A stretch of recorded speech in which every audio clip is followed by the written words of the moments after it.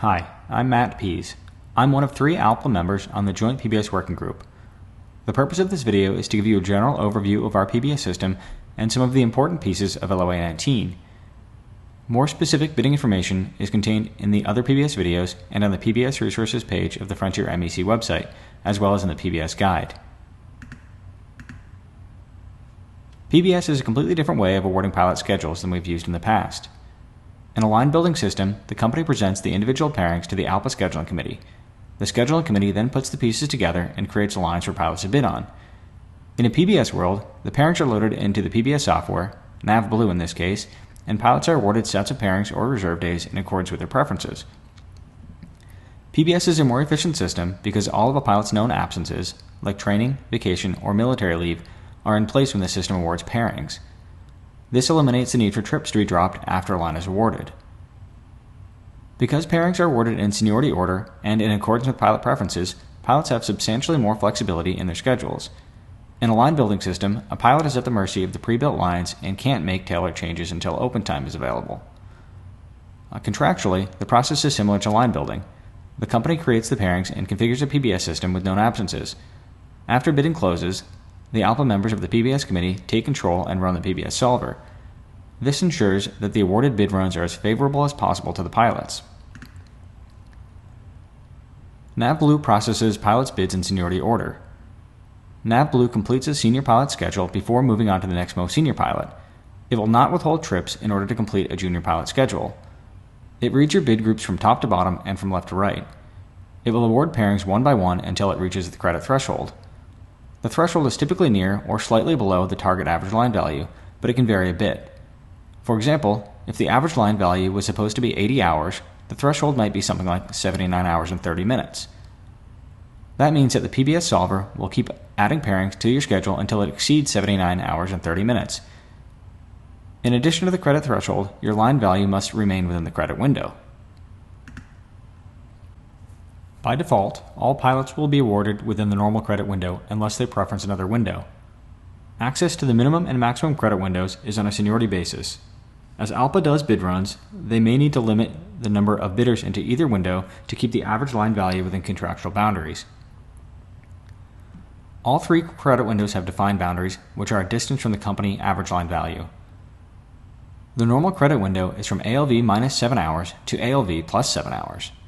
For an ALV of 82 hours, this would make the window from 75 to 89. The minimum credit window never starts below 74.5 hours. The upper limit of the minimum credit window is ALV. So, for an ALV of 82 hours, the minimum credit window is from 74.5 hours to 82 hours. The maximum credit window is from ALV to ALV plus 14 hours. For an ALV of 82 hours, the maximum credit window is from 82 to 96 hours. With an ALV of 75 hours, the credit windows shift lower. Since the minimum credit window has a floor of 74.5 hours, the window becomes too narrow to be useful. In this case, ALPA is unlikely to allow anyone to be awarded into the minimum credit window. With an ALV of 75, you can see that the normal credit window now starts at 68 hours.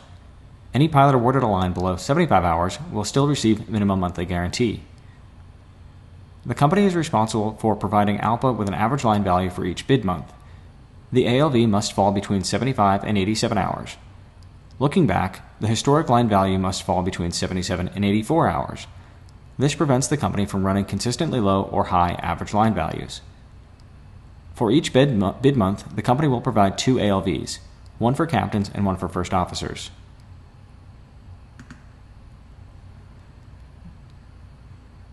Navblue refers to unstacking as coverage awards. Coverage awards occur when the solver makes an initial attempt at awarding schedules but has excess, or stacks, of open time that are too tall to be compliant with our contractual language. The solver will rerun the schedules of junior pilots and award them from the open time stack prior to completing the remainder of their schedule. The solver will honor as many bid preferences as possible when awarding from an open time stack.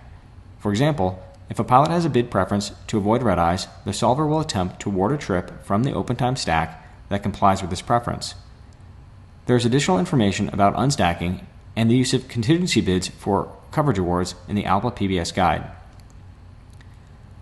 The contractual unstacking limitations are broken up into 2 categories: holiday and non-holiday months. In a holiday month, which are July, November, December, and January, only the most junior 50% of line holders may be unstacked. In a non-holiday month, only the most junior 30% of line holders may be unstacked.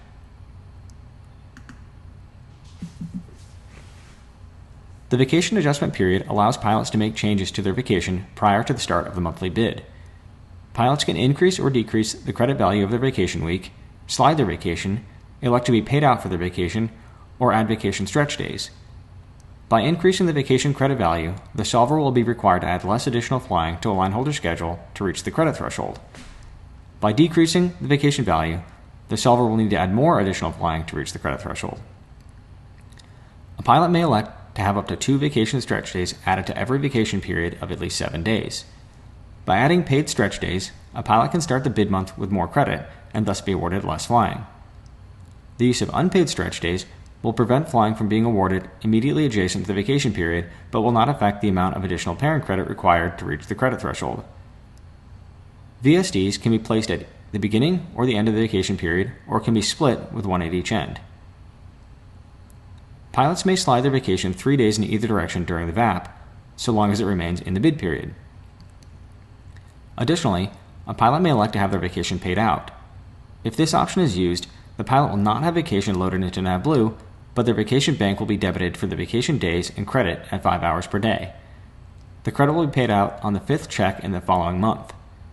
This allows a pilot to be awarded a full schedule as if they did not have vacation and be paid for the vacation above and beyond the awarded schedule.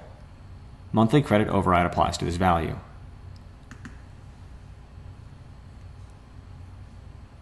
Pilots will enter their preferences into Navblue into bid groups. Each bid group should be thought of as a bidding strategy for either pairings or reserve. Pilot preferences are read from top to bottom and from left to right, and it's important to remember this when building your bid groups. If you remember nothing else from this video, it should be that the solver reads from top to bottom and from left to right. Bidding logic is covered in much greater detail in both the Navblue help files and the Navblue PBS guide.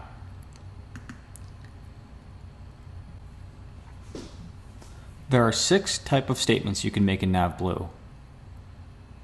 Prefer off statements tell the solver what days you do not want to work. Avoid pairing statements tell the solver what types of pairings you do not want to be awarded. Award pairing statements tell the solver which types of pairings you want to be awarded. Set condition statements tell the solver things that apply to your whole bid group, like that you want to be in either the minimum or maximum credit window, or that you want a specific pattern of days on and off. Waves tell the PBS solver that you want to waive a rule. We'll talk more about waves later. Instructions are used when you want the solver to move on from a bid group and transition to another. For example, you can tell the solver that if you can't have a certain day off, to move on to the next bid group, which could be either another pairings bid group or a reserve bid group. One of the most difficult concepts to grasp in Navblue is how it handles prefer off and avoid pairing statements. Typically, these type of statements are placed above all award pairing statements and act like filters. For example, if the first line of my bid group was an avoid pairing statement for red eyes, the solver would take every single pairing that contains a red eye and set it aside. The solver would then continue reading the rest of the bid group line by line, awarding pairings based on my positive bid preferences, and excluding those removed by negative bid preferences at the top of my bid group.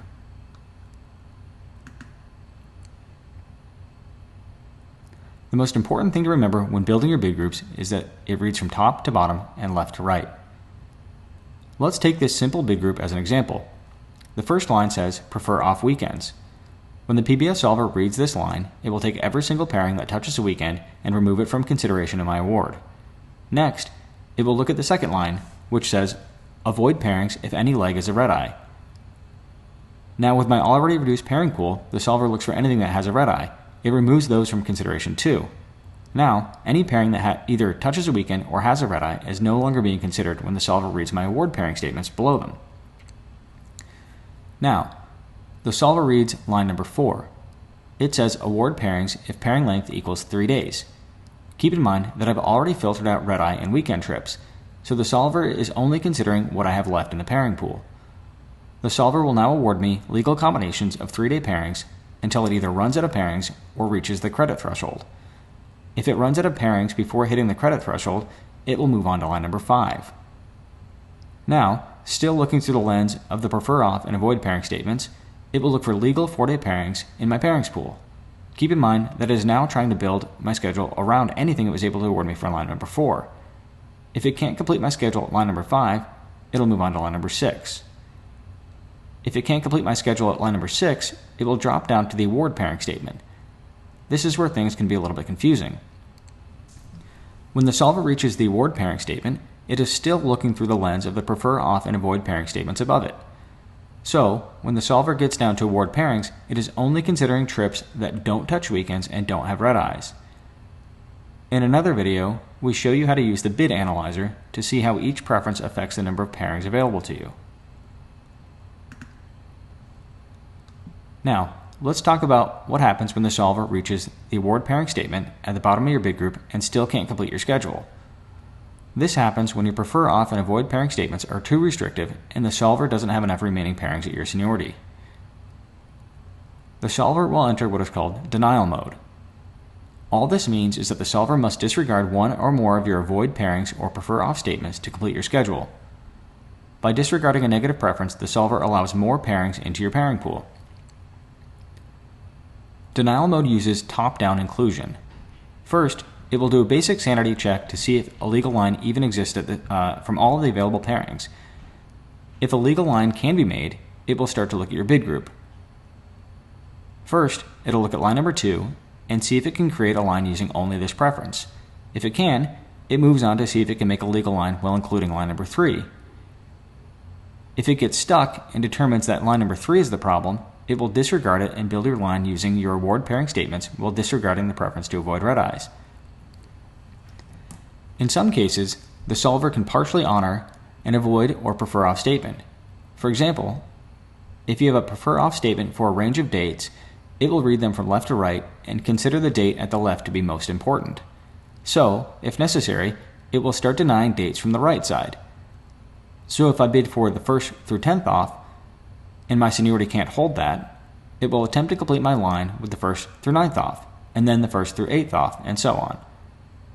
If the 10th was more important to me, I could reverse the dates and bid for the 10th through 1st off. This would result in denial mode chopping days from the other end of the date range.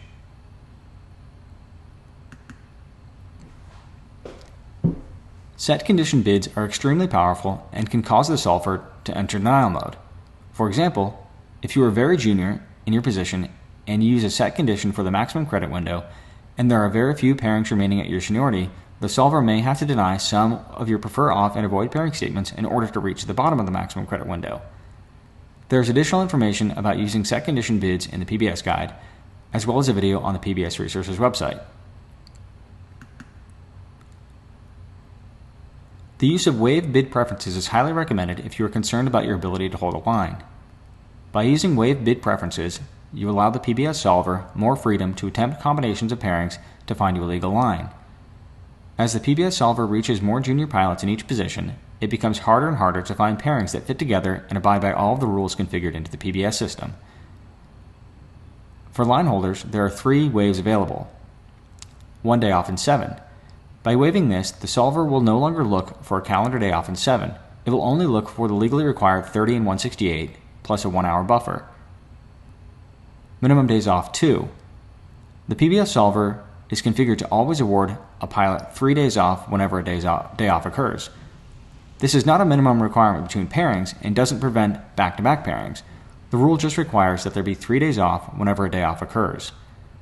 This can cause the solver to have trouble when there are insufficient pairings remaining as it tries to process the last few line holders. A pilot can waive this down to either 1 or 2 days off. By doing this, you are making it much more likely that you will be awarded a line if you are close to the bubble of reserve or line holder. No same-day pairings. The solver will not award 2 pairings on 1 day by default. By waiving this, you allow the solver to award you a pairing that departs on the same day you arrive. The most common occurrence is arriving on a red-eye and departing again that same night. If you wish to bid for consecutive red-eye turns, you must waive this rule. Reserve bid groups only have 1 available waive, and that's minimum consecutive days off. The solver is configured to always award 2 calendar days off between blocks of reserve days. By using this wave bid preference, a pilot will allow only one. A red-eye in Navblue is a flight that departs before 04:59, including a departure on the previous day, and arrives after 01:59. When flying from west to east, the flight must depart before 04:59 and arrive after 01:59. When flying from east to west, the filtering is the same, except Navblue uses an effective arrival time. The effective arrival time for an east to west flight is the local departure time plus the block time. As an example, Philadelphia to Las Vegas is scheduled at 2100 and blocked at 5 hours 20 minutes. The local arrival time is 2320, but the effective arrival time is 0220. This is not the same as the contractual definition of a red-eye. This is only used for filtering in Navblue.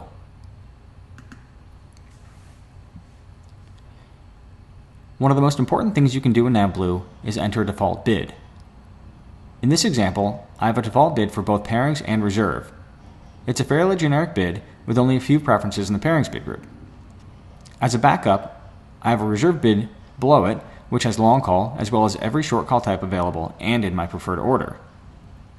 In the event I forgot to bid, the PBS solver would read this bid and try to award me a schedule with pairings first, and if it was unable, it would award me a reserve schedule. Your default bid will remain in Navblue unless you either delete it, or if you change bases, or if you upgrade. If you don't have a default bid in place and forget to bid under the current bid tab, the solver will award your schedule based on the system-generated defaults of start pairings and award pairings, followed by start reserve and award reserve. This means that it will award you a schedule with absolutely no preferences at all.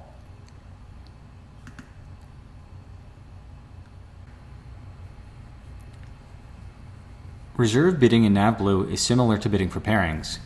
The same top to bottom and left to right logic applies, but with a couple of exceptions. When entering prefer off statements, the same logic does apply. When bidding for specific reserve types, you use set condition bids. It is highly recommended that you bid for all short call types available in your domicile and rank them in your preferred order. The major exception to the top to bottom and left to right logic is when bidding for long call reserve. No matter where you put the set condition bid for long call, it will always be considered your most desired preference. This is due to the way that Navblue processes reserve pilots' call types. Additionally, it's important to understand a bit about how Navblue handles reserve bids. The solver makes a pass through the reserve pilot's bids and awards all of the days off based on a pilot's preferences. Second, it goes in seniority order again and awards long call to pilots who bid it. Last, it goes in seniority order again and awards short call types. One major consideration is that it must balance reserve coverage over the entire monthly bid period when awarding short call types. For this reason, you may see a pilot junior to you with a short call type that you wanted. This can happen when the reserve requirements are already fulfilled for the call type based on the days off that you were already awarded. There is no way to tell the solver you would prefer a specific call type over your day off requests. Currently, Navblue is not capable of handling the complexity of FDO lines. A temporary workaround is in place, and FDO lines are handled as a pre-bid process.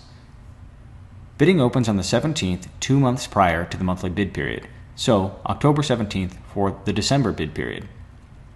FDO pilots may still participate in the vacation adjustment period. Depending on where your vacation is located, it can either count toward your minimum monthly guarantee or be paid above it. Pilots who are awarded FDO lines may not bid in Navblue. FDO lines will be bid for in Flicka until Navblue is able to incorporate them into the software.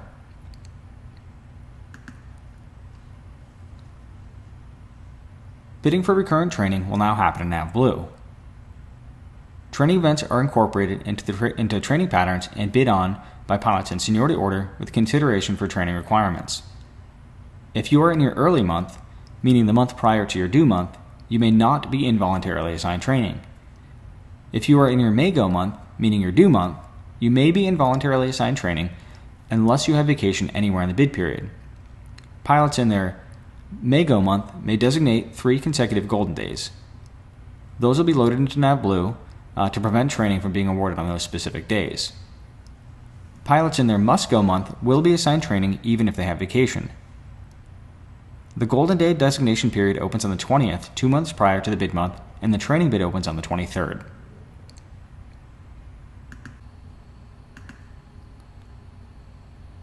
There are a lot of resources available to you if you need help with anything PBS related. Navblue has built-in help files, which are updated with each revision of its software. The Frontier MEC site has a PBS resources page, which contains a PBS guide and several training videos. If you would like to contact a PBS trainer or need a password reset, please use the ALPA DART system at dart.alpa.org. Thanks for watching.